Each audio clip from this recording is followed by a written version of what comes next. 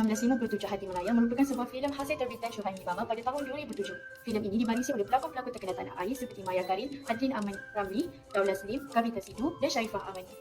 Tema yang diketengahkan untuk filem ini adalah semangat nasionalisme dalam kalangan anak-anak remaja.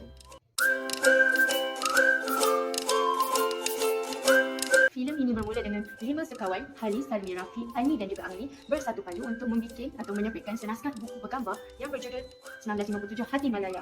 Dalam proses pembikinan buku ini, mereka telah mengharungi dan mempelajari segala pahit manis artinya kemerdekaan. Kisah ini bermula apabila Datuk Jaafar telah menubuhkan satu pertubuhan atau organisasi yang dikenali sebagai UMNO dengan tujuan untuk menentang penubuhan Malaya Union. Pertubuhan ini disedari oleh orang-orang Melayu ketika itu. Apabila penubuhan Malaya Union telah dibatalkan, mereka telah mengubah corak dan langkah tujuan parti UMNO itu sendiri kepada tuntutan kemerdekaan daripada pihak British. Namun pihak British telah meletakkan syarat bahawa setiap kaum di Malaysia haruslah bersatu padu ataupun dikenali sebagai perpaduan antar kaum perlulah terikat untuk mengecapi kemerdekaan tanah air ketika itu. Klimaks penceritaan ini pula apabila Datuk Jaafar telah melepaskan jawatannya sebagai Menteri Besar Johor untuk meneruskan perjuangannya sebagai Presiden UMNO dalam menuntutkan kemerdekaan. Namun beliau juga telah melepaskan jawatannya sebagai Presiden UMNO apabila usul yang dibawa olehnya ditolak oleh ramai. Usul yang diketengahkan olehnya adalah untuk memasukkan orang bukan Melayu ke dalam Persatuan UMNO. Ketika ini, Persatuan Melayu telah terbahagi kepada dua, iaitu UMNO dan IMP. Parti IMP telah ditubuhkan oleh Datuk Jaafar itu sendiri untuk meneruskan lagi usul yang diketengahkannya ketika itu. Setelah itu, pihak UMNO telah menghantar rombongan kemerdekaan ke Inggeris untuk menuntut kemerdekaan, namun ditolak. Setelah pulang ke tanah air, ketika itu Tanah Melayu telah melakukan pilihan raya yang pertama dan Alhamdulillah parti perikatan yang diwakili oleh parti UMNO, MCE dan juga IIT telah berjaya memenangi 51 kursi daripada 52 kursi. Pada rakyat, rombongan kemerdekaan kali kedua telah dihantar ke England dan tuntutan kali ini berjaya. Tarikh kemerdekaan yang ditetapkan oleh Commonwealth adalah 31 Ogos 1957. Berita gembira ini telah disampaikan oleh Tunku setelah rombongan kemerdekaan tiba di Malaka. Halin dan kawan-kawannya berjaya menerbitkan sebuah buku yang berjudul 1957 Hati Malaya. Mereka telah berkumpul di Dataran Merdeka untuk menimbas kembali detik-detik malam kemerdekaan.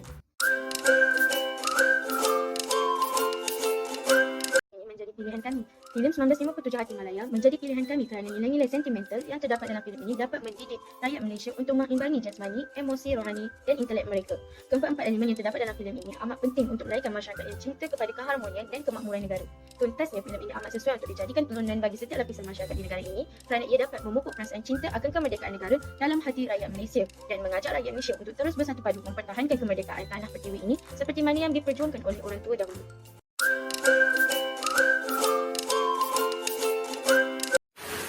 Pastikan dengan filem 1957 Hati Malaya terdapat 5 pengajaran yang kami beri. Antaranya, kita perlulah mempunyai semangat jati diri yang kuat dalam mempertahankan sesuatu yang kita sayang. Sebagai contoh, penduduk tanah Melayu yang mempunyai semangat jati diri yang tepat sehingga sanggup menyumbangkan wang dan dalam masa yang sama sanggup memberi segala barang kemas yang ada supaya memudahkan dan mempercepatkan proses kemerdekaan walaupun mendapat tentangan halus daripada British yang melambat-lambatkan proses kemerdekaan. Seterusnya, kita mestilah sentiasa berusaha dan tidak berputus asa untuk memastikan kita memperoleh apa yang kita inginkan. Sebagai contoh, Allahyarham Tunku Abdul Rahman dan Allahyarham Datuk Puan yang sentiasa berusaha untuk menjatuhkan Malaya Union dan berunding dengan dan untuk mendapatkan persetujuan bagi memerdekakan tanah Melayu pada tahun 1957. Selain itu, kita mestilah mempunyai semangat patriotisme iaitu semangat cinta akan negara untuk memperingati detik-detik kemerdekaan dan sentiasa ingin melakukan yang terbaik untuk mencipta serta menjaga nama baik negara kita di mata dunia. Contohnya, penduduk di tanah Melayu ketika itu mempunyai semangat patriotisme yang teguh di dalam diri mereka dan sanggup mempertahankan negara ini.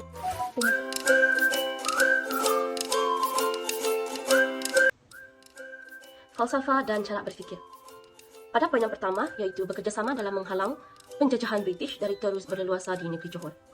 Di sini kita boleh lihat dalam kerjasama antara Chinese Union dan UMNO dalam bersatu padu dalam menangani masalah penjajahan yang dihadapi setelah banyak kali didesak oleh pihak British dalam memberi pengukuhan kepada pihak British untuk kekal berada di tanah Melayu. Seterusnya, dalam poin yang kedua, para pemimpin tanah air mementingkan perpaduan yang ada dalam kalangan rakyat Melayu agar tidak berpecah belah. Dalam situasi ini pula, kita boleh lihat dalam diri Datuk Jaafar dan Tunku Abdul Rahman di mana mereka mementingkan perpaduan ketika berunding. Sebagai contoh, dalam situasi Datuk Jaafar, beliau sanggup untuk meletakkan jawatan daripada beliau mencoba untuk memecahkan lagi kepercayaan tanah Melayu ataupun kepercayaan orang-orang Melayu dalam UMNO ini. Seterusnya, dalam poin yang ketiga, sepanjang tempoh menuntut kemerdekaan, Para pemimpin tanah air bertungkus lumus dalam memastikan tiada pertumpahan darah yang berlaku antara British dengan pihak rakyat tanah air dan lebih mengutamakan sifat berbaik-baik dengan pihak British. Dalam situasi ini, kita boleh lihat dalam tindakan Tunku Abdul Rahman dalam mengkritik sikap pemimpin Chinese Union ataupun Tan Cheng Lock menggunakan kekerasan ketika berhadapan dengan para rakyat berbangsa Cina semasa pertemuan mereka.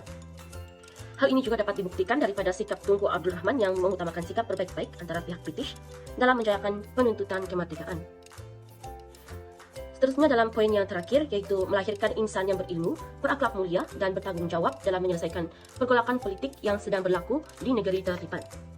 Dalam situasi ini pula kita boleh simpulkan apabila pergolakan politik terdapat ketika Ketua UMNO, Datu On Jaafar meletakkan jawatan. Tunku Abdul Rahman telah memimpin UMNO dan telah membawa kepada kemerdekaan tanah Melayu. Hasil daripada kefasihan beliau dalam berkata-kata, berakhlak mulia, dan sentiasa meletakkan kepentingan bersama sebagai pilihan pertama telah menyebabkan penuntutan kemerdekaan ini menjadi lebih baik lagi.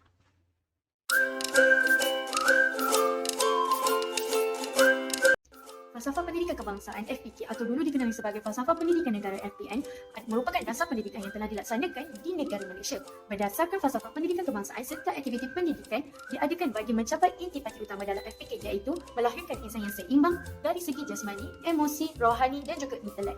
Filem 1957 Hati Malaya amat sesuai untuk dijadikan tontonan segenap lapisan masyarakat, terutamanya sekali bagi golongan pelajar. Hal ini kerana segala input dan output yang terdapat dalam filem ini dapat mendidik insan itu sendiri untuk mengimbangi jasmani, emosi, rohani dan intelek mereka sejajar dengan harapan Malaysia yang mahu semua rakyatnya dapat bergabung dan bersatu padu membangunkan negara tanah air ini bersama.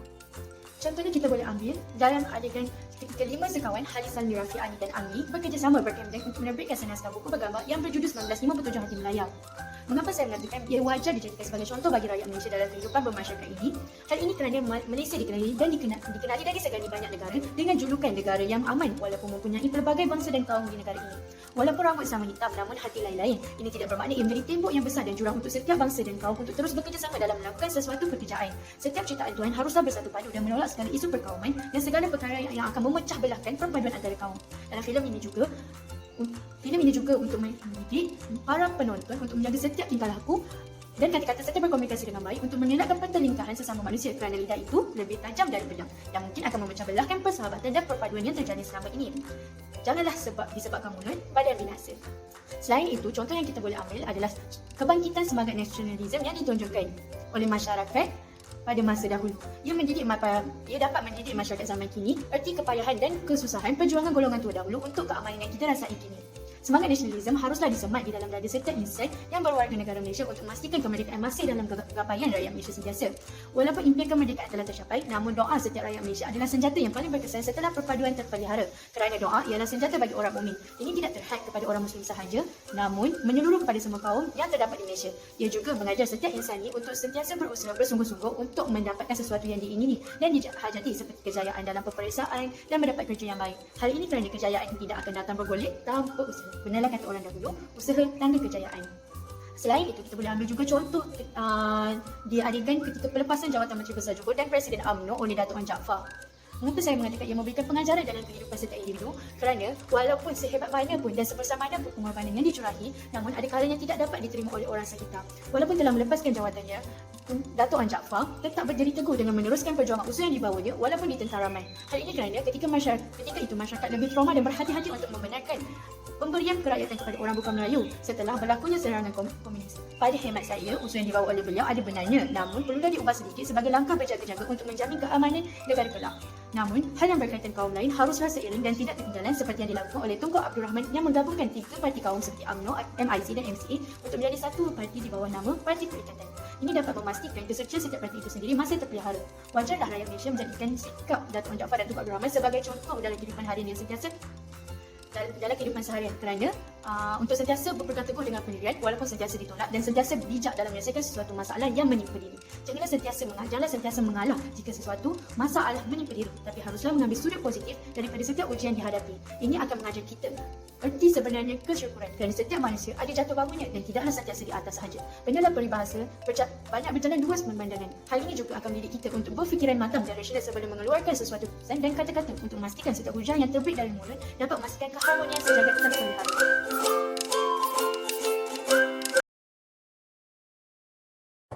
Rukun negara dibentuk dengan tujuan utama, yaitu membentuk kepaduan kukuh dalam kalangan rakyat Malaysia. Prinsip-prinsip yang terkandung dalam rukun negara jelas menjadi kunci kepada keharmonian dan berpaduan kaum demi kejayaan dan kestabilan negara. Walaupun rukun negara belum dibentuk pada tahun 1957, namun elemen-elemen rukun negara masih terdapat pada filem Hati Malaya, yaitu dari segi objektifnya. Objektif bagi rukun negara adalah mencapai perpaduan yang lebih erat dalam kalangan seluruh masyarakat. Kedua, memelihara suatu cara hidup demokratik.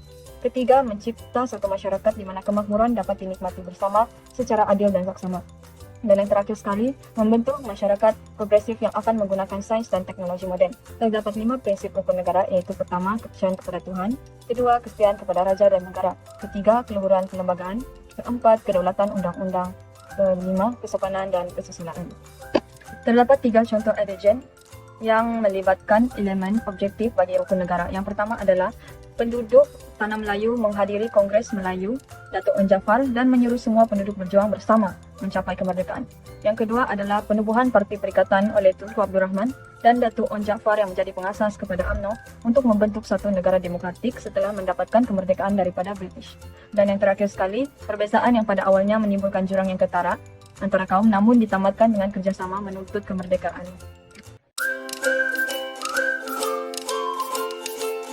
Seterusnya, kita dapat nampak bahwa filem ini mempamerkan nilai pengorbanan rakyat dalam mencapai kemerdekaan daripada penjajahan asing yang sekian lama mereka idamkan. Dan daripada filem ini juga, semangat cintakan negara amatlah kuat di dalam diri mereka. Hal ini dapat dilihatkan apabila mereka bersama-sama berusaha memperjuangkan kemerdekaan. Oleh itu, dalam konsep sejahtera pada filem ini yang berkait, antaranya adalah semangat patriotisme. Semangat patriotisme ini adalah semangat cinta akan negara untuk memperingat detik-detik kemerdekaan dan sentiasa ingin melakukan yang terbaik untuk mencipta serta menjaga nama baik negara di mata dunia. Di samping itu, konsep sejahtera ini juga terlibat dalam kesejahteraan hidup. Walaupun berbeza bangsa, agama, dan budaya, namun ketaksamaan dan perkara pribadi itu diketepikan demi sesuatu yang lebih penting, yaitu kemerdekaan. Akhir sekali, konsep sejahtera berkait dengan filem ini adalah semangat Tunku Abdul Rahman. Di sini kita dapat nampak bahwa walaupun mendapat tentangan daripada pihak British yang mahu melambatkan kemerdekaan, beliau masih teguh memperjuangkan hak tanah Melayu kepada rakyat.